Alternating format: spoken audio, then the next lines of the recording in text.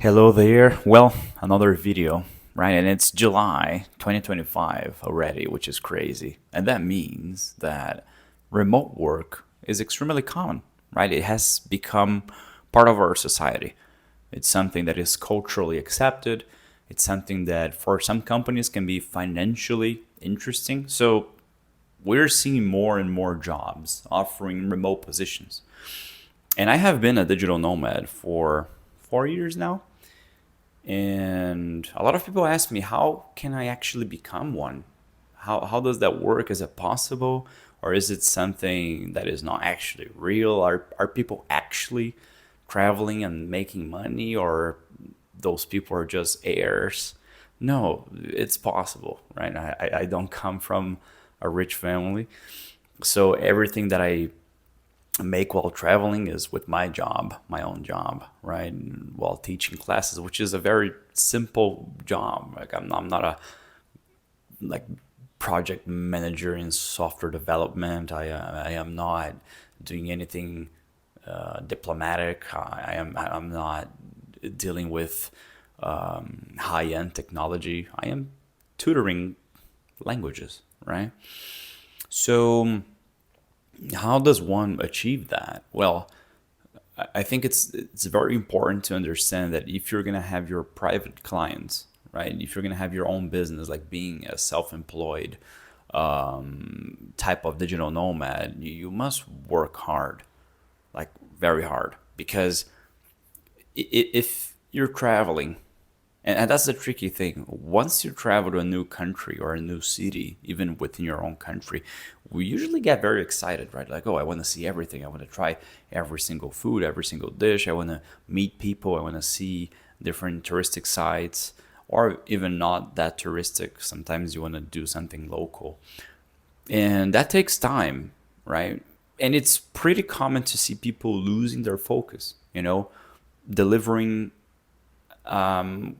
a job that is not that good, in terms of quality. And your clients notice that. This happened to me with some students of mine. I lowered the quality of my delivery, and this is bad. So I think the first thing that you have to do is, well, work hard and find balance.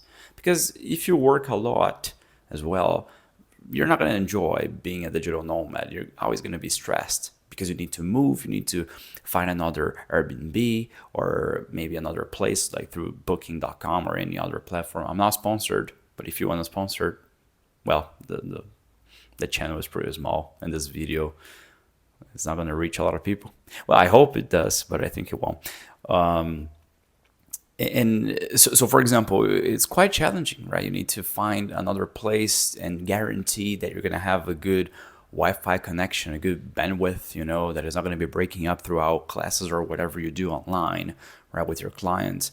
You need to always pack and find a new place, get on a plane or get on a bus or get on a car. It's always hard. It's not easy to be a digital nomad in that sense. Then that's why we need balance, right? Like if you're actually willing to do all of that, which I am and many digital nomads are, you need to also enjoy, but with balance. If you enjoy a lot and you stop delivering what you're supposed to, you're going to lose your clients, and then you're not going to be able to keep being a digital nomad. So it's a catch 22, right?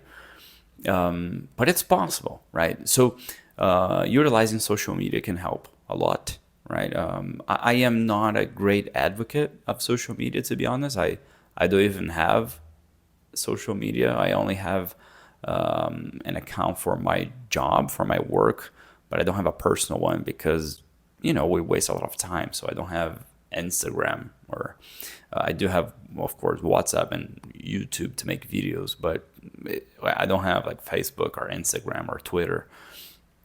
But it comes in handy. I used it in the beginning, when I was a digital nomad in my first year and second year of as being a digital nomad. I utilized Instagram to connect to people, and then be able to find new clients.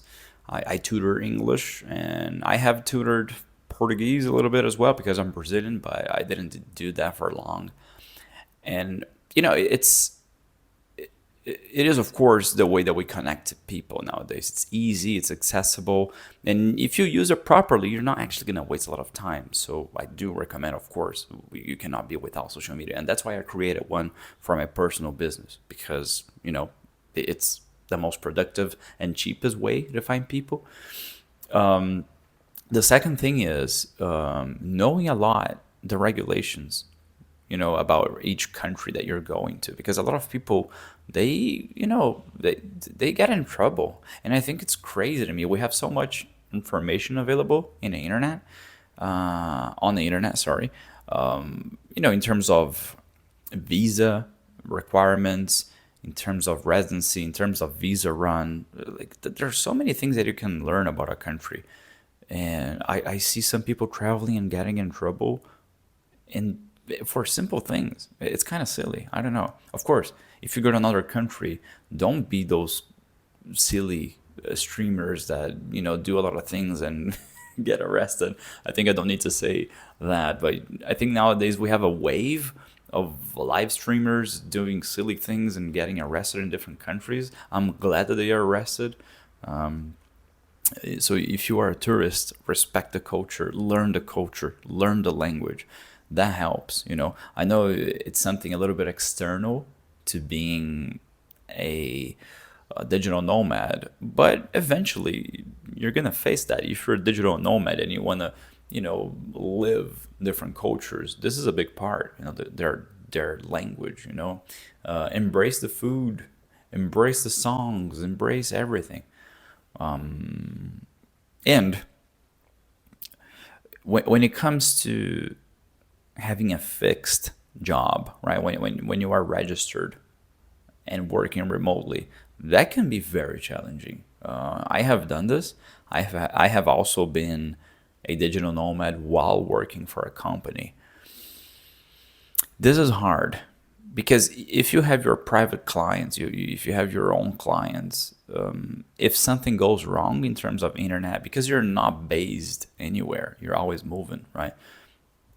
Sometimes things can happen. You can end up without internet, without connection, without anyone to help you because you're not in your hometown. Like if I am now, I am in my hometown. I return to Brazil. I'm gonna travel again in October. I'm gonna return to Asia, to Thailand. But here, like if I have a problem here, I have a lot of people to help me. I can go to a friend's house, I can go to a family's house, and then I'll get internet access.